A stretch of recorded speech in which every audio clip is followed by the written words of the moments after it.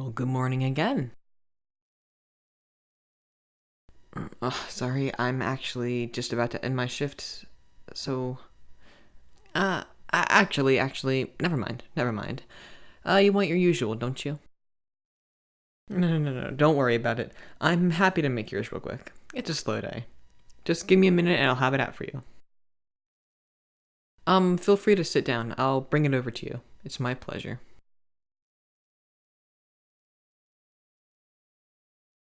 And here you go. I made myself one too. Do you mind if we share a table? Thanks. Uh, my name's Cameron, by the way. Ever since you started ordering these daily, I've been kind of wanting to try one out. It's just kind of hard to sneak out personal orders sometimes. Yeah. Everything I order, I technically get half off. But you can only eat so much of the same thing every day before it starts tasting like a bit bland, don't you think? Plus, half off isn't exactly free, so it adds up. Yeah, my paychecks honestly aren't too exciting. I know the place next door has like $14 an hour, but they're also ridiculously busy all the time. I'd rather have the leniency and slow paced environment that this place offers compared to that. And plus, I make plenty enough to live off of, and I only have to work part time. It's a pretty good deal if you ask me. Oh, yeah, technically I have two jobs. This one and, a special trait of mine. It's a secret. Sorry. I don't want you judging me or anything before I've even gotten to know you. Oh, no, that came out wrong. It's nothing bad. I'll tell you later, I promise. You just won't believe me if I tell you now. Anyways, about this drink. It's pretty good, actually. How did you conjure it up? Like, how did you think of the recipe? Oh, come on. I'm trying to change the subject away from my job as a secret government spy. Oh, shit. You didn't. You heard it. Yeah, you heard it. I'm, I'm joking. I'm just joking. Uh, Sorry. Do I look like someone who could really work for the government? Like, I'd be flattered if I did. Like, that's probably pretty cool. But, right, exactly. So I promise that my secret job is not government related. Fine. If you're that curious, I'll tell you. Actually, I kind of have to show you. It's somewhere else. Somewhere a bit quieter. You're right, that does sound kind of creepy. I promise it's nowhere weird or scary. Nothing weird or abnormal or suspicious, I promise. Nope, not gonna tell you. You just have to follow me. It's only a block away, I promise. You usually go home after coming to the cafe anyways, right? Lucky lucky guess? I mean, it's after school hours, right?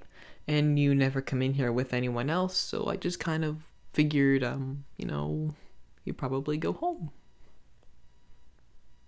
So, come on. Let's go. It's just a little ways away. Consider it a date. No, I'm kidding. Just kidding. And here we are. A shop. I guess it partially is in the front, but it's in the back where the magic happens. It's just behind this curtain. Ta-da! Oh, you still don't get it? Here, just sit down. I'll show you. I will give you a free complimentary session. Oh, no. I insist. You can walk up and away at any time. I promise. Comfy, right?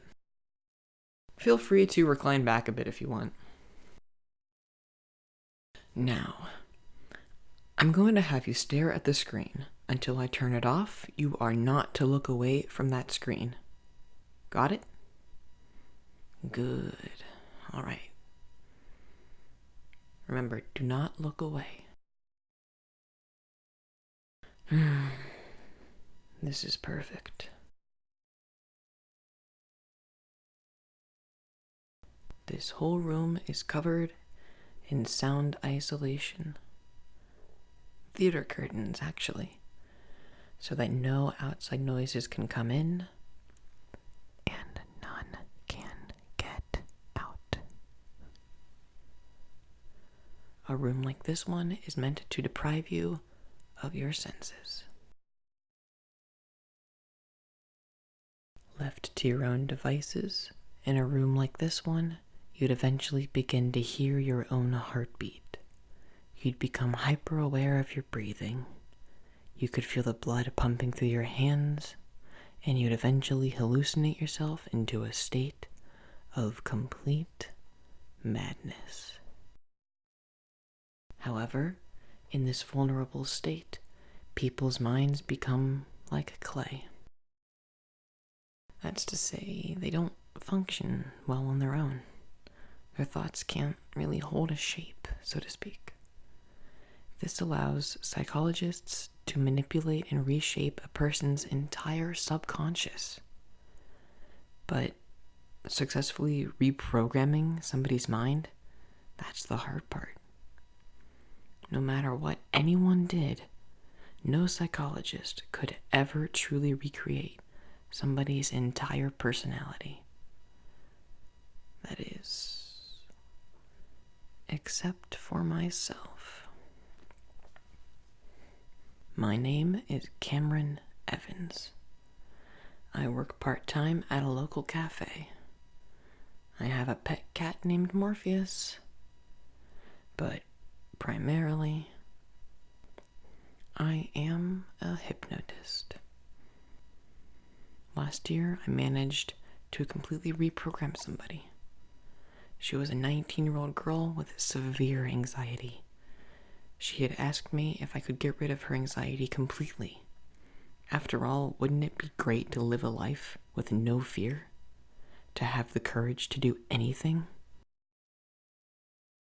So, I accepted her request, and within a day, she was seeing results. I remember her coming back into this very room. She was ecstatic. She was finally able to perform on stage. And a week later, she told me how she had asked out the guy of her dreams, and he said yes. Another week went by, and she had decided to join, it was a wing gliding club. Of all things, a wing gliding club. It took under a month for her to go from locking herself in her room with crippling anxiety to doing extreme sports with her new boyfriend. Unfortunately, I found out a week later that she was dead.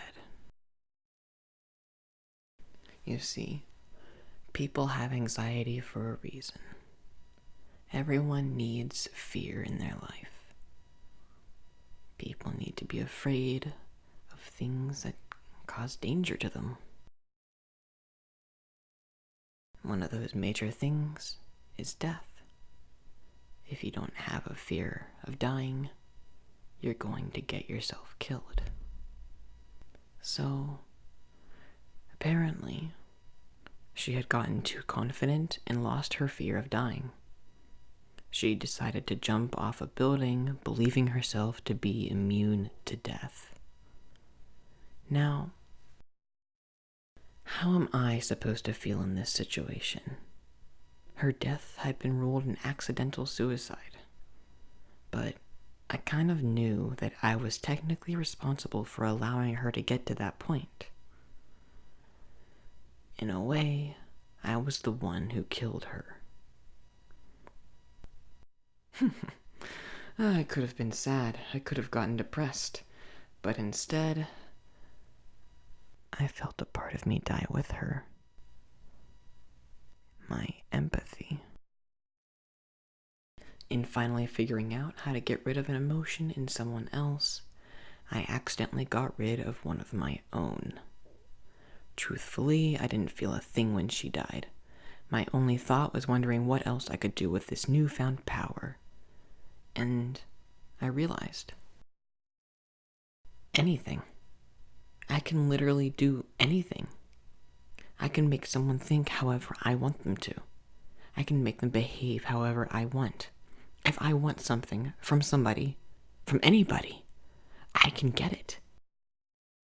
If I wanted to, I could support myself completely on just my hypnotism by hypnotizing people into constantly feeling the undeniable need to come back to me. And I've done that before. It's wonderful.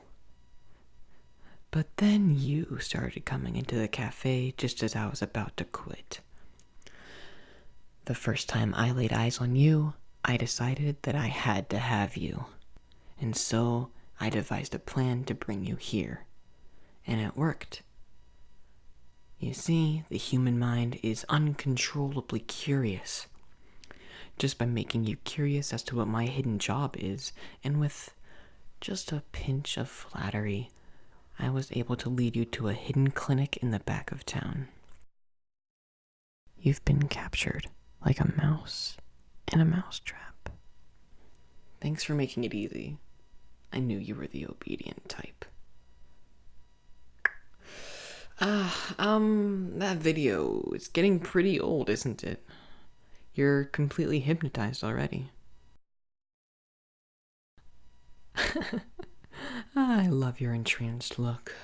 So, let's move on to phase 2 of this session.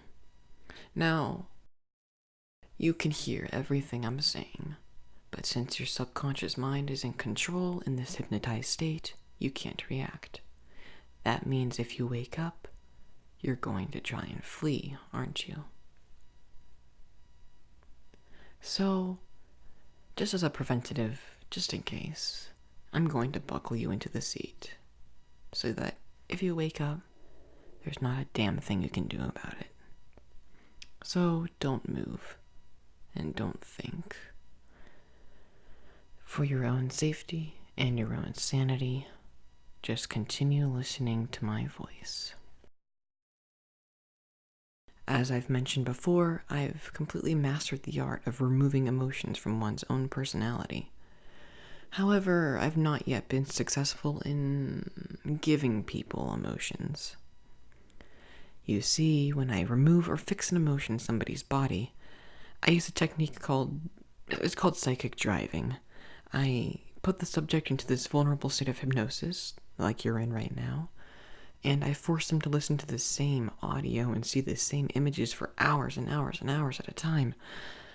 And we're going to test to see if the same method works with giving you emotions for me as well. There's just one problem with this. A state of hypnosis is not enough to reprogram a person. That's exactly where most hypnotists fail. Their empathy prevents them from trying crueler methods to yield better results. But fortunately, I lack this empathy. So let me tell you what's going to happen. I'm going to be driving you insane. The hypnotized state of mind is painfully vulnerable, but not malleable. I might be able to make you feel happiness or relaxation or sadness, but it doesn't last. I have to force a deeper state of mind to show its face. I have to make your mind go from depraved of its senses to terrified of them. So, under the influence of hypnotism and insanity at the same time, you will become a complete puppet. You'll become my complete puppet. At least that's how it's worked in the past. Every mind is different after all. Why don't we get started? I'm eager to see what happens to you.